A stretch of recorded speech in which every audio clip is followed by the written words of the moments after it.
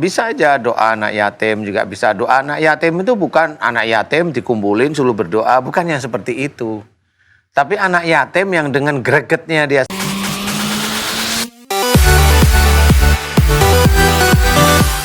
Bismillahirrahmanirrahim. Assalamualaikum warahmatullahi wabarakatuh. Waalaikumsalam warahmatullahi wabarakatuh. Pemirsa setia Siraman Kolbu, sehat semuanya. Ibu, bapak yang sedang menyaksikan acara ini, semuanya pokoknya anak-anak yang masih single, yang sudah menikah, yang sudah, pokoknya semuanya lah. Mudah-mudahan semuanya dalam keadaan sehat walafiat, berada dalam lindungan Allah Subhanahu wa Ta'ala. Apapun yang terjadi permasalahan, mudah-mudahan diberikan kemudahan oleh Allah Subhanahu wa Ta'ala. Wasilah dari menyaksikan program Siraman Kolbu yang punya masalah rumah tangga, mudah-mudahan bisa belajar, nanti ada pembahasannya di sini. Walaupun tidak menyeluruh, tapi minimal bisa diambil dari poin-poin yang disampaikan oleh Pak Ustadz dengan narasumber kita nantinya. Senang sekali saya Bobi Maulana dan juga Pak Ustadz Anu bisa menemani pemirsa semua di program kesayangan kita. Selamat datang di Siraman Kolbu, sejukan hati. Alhamdulillah. Pak Ustadz, nih tema kita kan dahsyatnya doa orang yang teraniaya nih Pak Ustadz. Ya. Langsung saya pengen bertanya begini, ini doa orang teraniaya ini, apakah orang yang teraniaya ini mendoakan kepada Allah agar orang yang menganiaya itu diberikan balasan yang setimpal, atau memang orang ini tidak mendoakan seperti itu, lebih kepada menyadari bahwa ini pasti ujian buat saya, tapi tidak mendoakan orang itu. Yang mana sebetulnya yang dahsyat itu Pak Ustadz? Silakan tausiahnya. Ya, terima kasih Mas Bobi. Sama-sama.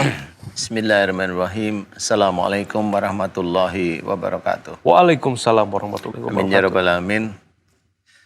Alhamdulillah, mudah-mudahan di pagi hari ini kita senantiasa diberi kesehatan oleh Allah Ta'ala dan juga hidayah oleh Allah. Amin ya rabbal alamin. Amin. Tema kita bagus, dahsyatnya doa orang yang teraniaya.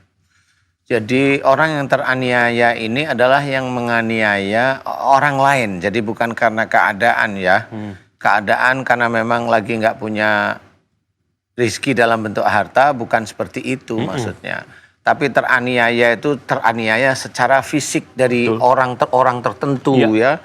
Jadi ada orang yang dia penguasa, kemudian dia menekan dengan gayanya menekan orang lain agar orang itu mengikuti keinginan dia. Betul. Dan orang ini bukan sekedar orang yang punya juga, ya walaupun punya juga bisa, tetapi orang ini termasuk ibadahnya juga cukup lumayan. Atau seorang pemimpin yang mengambil hak untuk rakyatnya itu juga menganiaya. Sama, itu juga menganiaya juga. Nah makanya di sini adalah yang teraniaya ini ada tidak dari orang yang dari sisi hartanya punya, tapi dari sisi memang dia tidak dilebihkan hartanya oleh Allah Ta'ala, jadi dalam kondisi yang kekurangan, kemudian secara fisiknya dia juga teraniaya, hatinya juga teraniaya. Nah doa orang ini memang itu bisa dikabulkan oleh Allah Ta'ala.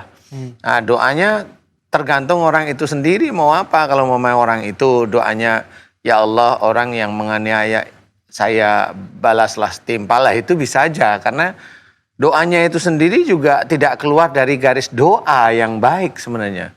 Tapi pada waktu balas setimpal itu Allah yang memperhitungkan setimpalnya itu bagaimana. Di mana takarannya gitu. Takarannya itu Allah yang membikin sendiri. Jadi bisa aja doa anak yatim juga bisa. Doa anak yatim itu bukan anak yatim dikumpulin suruh berdoa, bukan yang seperti itu. Tapi anak yatim yang dengan gregetnya dia sendiri itu mendoakan seseorang. Jadi dengan hati, dengan pikiran dia, dengan keluguan dia itu dia mendoakan seseorang. Jadi bukan anak yatim dikumpulin kemudian disuruh mendoakan seseorang agar, atau disuruh dikumpulin kemudian disuruh mendoakan agar usahanya berhasil, bukan yang begitu. Itu seperti diatur kalau itu Pak Ustadz. Lah itu kan yang ngatur manusia. Benar. Jadi bukan aturan Allah kayak yang seperti ini. Jadi kalau ini memang banyak yang terjadi. Jadi doa-doa yang istilahnya sebenarnya bisa menjadi mustajab, itu bisa jadi yang ngatur manusia. Jadi kalau saya mengambil salah satu hal itu adalah salah satu ayat Quran ceritakan wa yastajibul ladina amanu wa amilus solihat. Jadi di sini diceritakan bahwa Allah akan mengabulkan dan Allah akan mengabulkan doa orang yang beriman serta mengerjakan amal soleh. Jadi globalnya adalah orang itu imannya kepada Allah Ta'ala itu kuat apa enggak. Jadi sebenarnya dasarnya doa orang yang teraniaya ini karena keadaan, bukan diatur oleh manusia. Dikabulkannya doa anak yatim oleh Allah Ta'ala karena keadaan, bukan diatur manusia, disuruh doain sesuatu. Itu namanya diatur. Itulah gimmick istilahnya. Gimik. Kita mulai harus paham bahwasanya kalau kita itu bersedekah atau kita belajar untuk tidak menyakiti orang lain, itu benar-benar karena Allah. Biar kita sendiri doa kita itu diperhitungkan oleh Allah Ta'ala. Amin. Tidak menunggu orang teraniaya untuk mendoakan kita. Itu namanya menunggu durian jatuh. Tapi posisinya memang nggak ada pohon duriannya. Mudah-mudahan ini bisa menjadi gambaran yang manfaat. Wallahu a'lam. Terus yang ditungguin apa sebenarnya? Halu itu ya maksudnya? Iya benar. Baik Ustaz, terima kasih tausiahnya. Masya Allah, selanjutnya akan memberikan tausiah tema kita dahsyatnya doa orang teraniaya. Kita persilakan Ustaz Zaki Mirza. Monggo Pak Ustaz. Bismillah, alhamdulillah, assalatu wassalamu ala rasulillah, la hawla wa la quwata illa billah, amma ba'd. Rasulullah Shallallahu Alaihi Wasallam diutus oleh Allah ke muka bumi ini bukan untuk mengislamkan semua orang, tapi untuk menebar kedamaian di seluruh alam semesta ini. Wa ma arsalnaka illa rahmatan lil alamin. Itulah kenapa akhlak sangat dikedepankan dalam agama Islam. Wa qala Nabi, baginda Rasulullah beliau bersabda, innama bu'ithtu liutammima makarimal akhlak. Aku diutus untuk menyempurnakan akhlak manusia. Di antara sekian banyak akhlak yang dicontohkan langsung oleh baginda Rasulullah Sallallahu Alaihi Wasallam adalah karakteristik doa Rasul saat beliau terzolimi. Yang keluar bukan sumpah serapah, yang keluar bukan caci maki, tapi Rasulullah mendoakan orang yang menzolimi supaya diberikan hidayah oleh Allah Subhanahu Wa Taala. Pemirsa mungkin masih ingat bagaimana kisah seorang Rasulullah ketika ingin sholat subuh berjamaah, kemudian ada yang meludahi beliau. Beliau tidak marah, malah beliau mendoakan, Allah yahdik, semoga Allah memberikan hidayah kepadamu.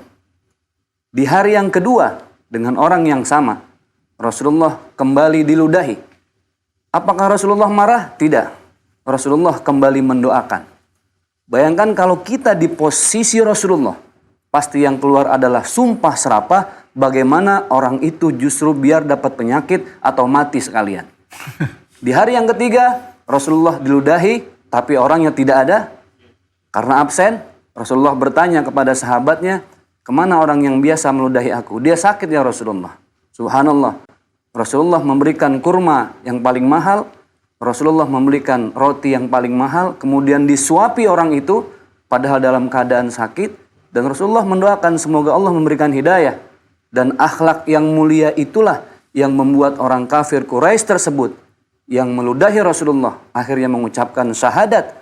Begitu cinta kepada baginda Rasulullah Sallallahu Alaihi Wasallam.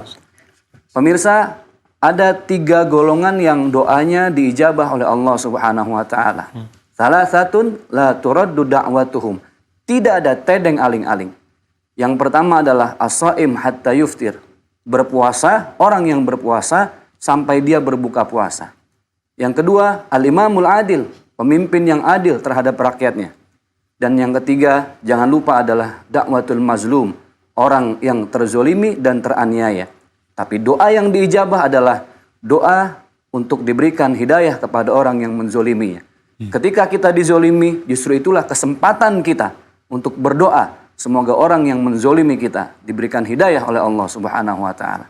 Mudah-mudahan bermanfaat dunia akhirat untuk kita semua. Amin. Karena bagaimanapun pasti ada hikmah di balik semua, di balik musibah. Termasuk ketika Allah memberikan satu takdir di saat kita dizolimi oleh orang lain. Sebenarnya Allah memberikan kita kesempatan untuk mendoakan begitu banyak kebaikan-kebaikan kepada orang yang sudah menzolimi kita. Jangan sumpah serapah, jangan caci maki, karena justru yang diijabah adalah doa yang penuh dengan akhlak. Semoga bermanfaat. Wassalamualaikum warahmatullahi wabarakatuh. Waalaikumsalam warahmatullahi wabarakatuh. Subhanallah. Pak Ustadz silakan duduk. Siap. Alhamdulillah nih. Ini dapat ilmu yang luar biasa pagi hari ini.